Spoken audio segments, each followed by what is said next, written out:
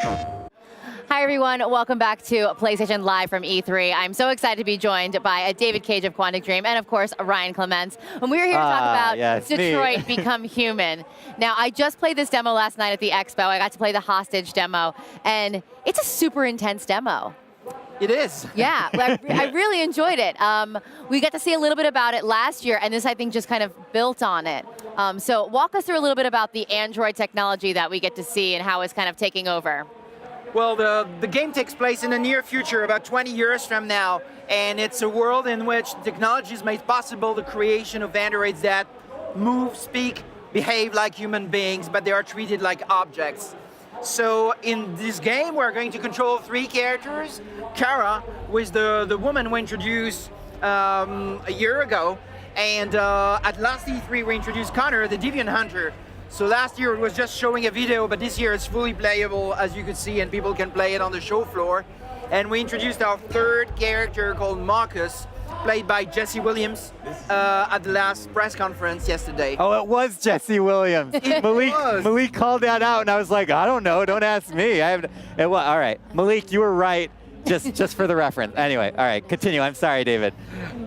That's it. Oh, okay, perfect. I wanted to just say that I think that Detroit, it's like the perfect time that you guys are showing this game, because even in technology now, AI is like a huge thing that people are trying to wrap their mind around, because these are really very real questions philosophically and morally that people are facing now in the world and in the next 10, 20, 30 years. I mean, I feel like you guys, I think you knew that this was all coming together.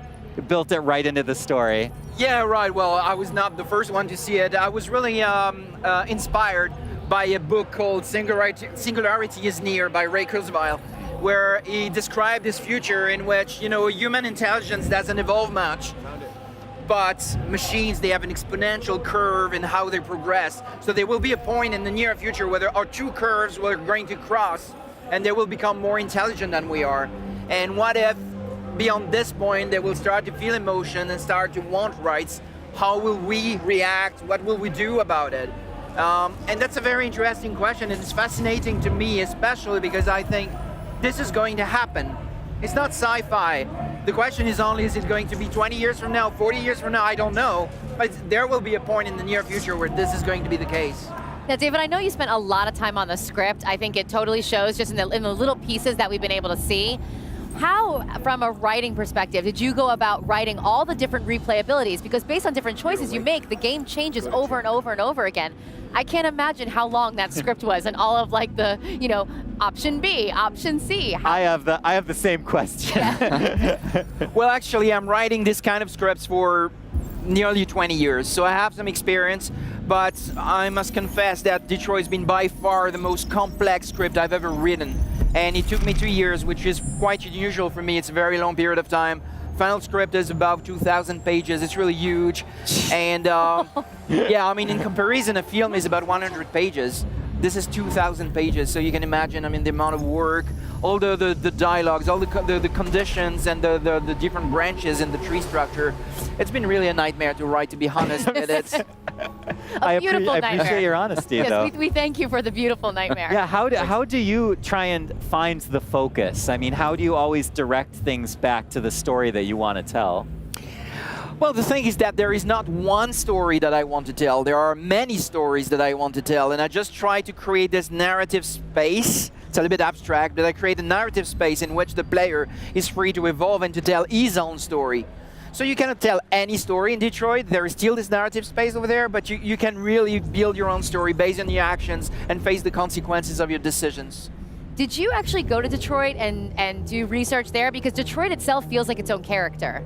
Oh yeah, absolutely. I mean, it was so important for us. We couldn't have written a game about Detroit without going to Detroit.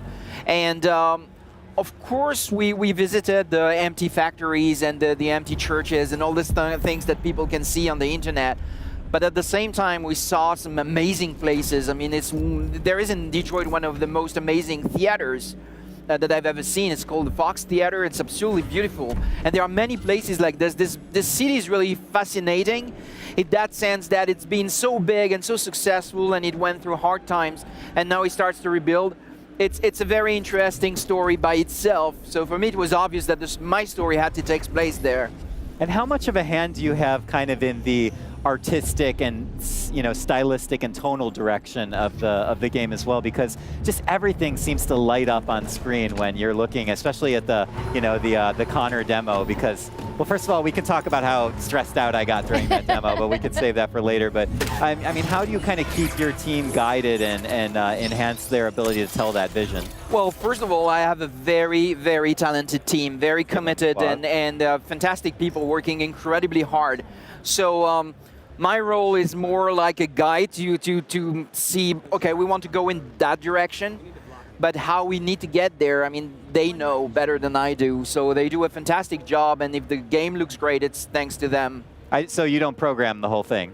No, no, I don't do anything, actually. I mean, no, it's true. I write, and I direct actors, and I help everyone with the global direction, but I don't program. I'm not a graphic artist. I can't do much. I think we'll just do a pull quote. It's "I don't do anything" right, exactly. by David Kaye. I don't think that's fair to say of you. I do really love, one thing that stood out for me when we first saw it, because I come from a film background, something so cinematic is there's this one point where, especially when you're doing the hostage, interrogation, pushing the L1 button and you get to zoom in. It's almost like you're rack focusing on a camera and zooming in on that character. Where did that idea come from? Was that something you always planned on doing, or did that kind of happen organically as you're writing, where you're like, we need to see up close because the dial in his head changes and everything? So, well, we work on 3D cameras for almost 20 years, and we were one of the very first companies in the world to develop tools dedicated to cinematography in real-time 3D.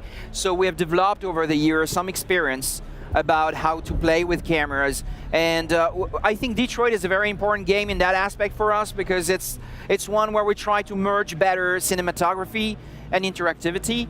We still wanted the strong sense of cinematography, but at the same time we wanted really interactivity to be the center of everything. So you're really in control of the camera, but when you don't control the camera is like there is a director and a cameraman. But you can take over any time by yourself, just moving the right stick. So these kind of little twists are very important to us. But we play also with motion capture cameras. So we have a shoulder camera, and we motion capture the movement of the camera just to have a real feel, to have the breathing of the cameraman and the steps and all these things. It's small details, but it makes a big difference in the end. Totally. I completely agree. All right, so let me just say one thing.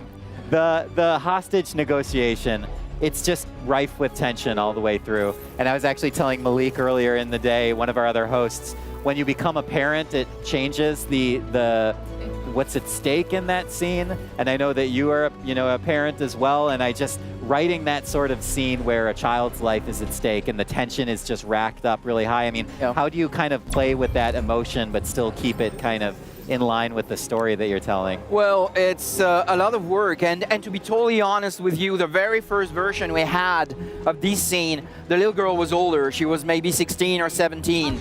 And we felt there was something wrong. I mean, we couldn't really connect, and we didn't have this sense of tension because she felt like she was an adult. And of course, her life is at stake, and it's important, but it was different. And there was something missing for me in the scene. And we just decided to do something simple, is to have a little girl, because suddenly it becomes very interesting. She becomes very vulnerable, and her feet don't touch the ground. He holds it her like this. And there was a cable on set, so he could hold her with one arm. Oh my God. So the little girl who shot this was 9 years old, I think, on set, and she enjoyed that a lot, because between each take we had to swing her all over the place, and she loved it. But well, that makes me feel a little better. The tension has dropped a little bit. Yeah, no kid was killed during the shooting. Okay, I certainly hope not. Yes. Yeah, that's all I had for you. David, I really appreciate you coming on. Thank you so much. It's always a pleasure to have you. Thank you, my pleasure. Thank you, and thank you for sharing this game with us. I cannot wait to see all the different ways I can replay it over and over and over again. All right, guys, thanks so much for joining us. We're going to have a lot more here on PlayStation live from E3, so stick around. PlayStation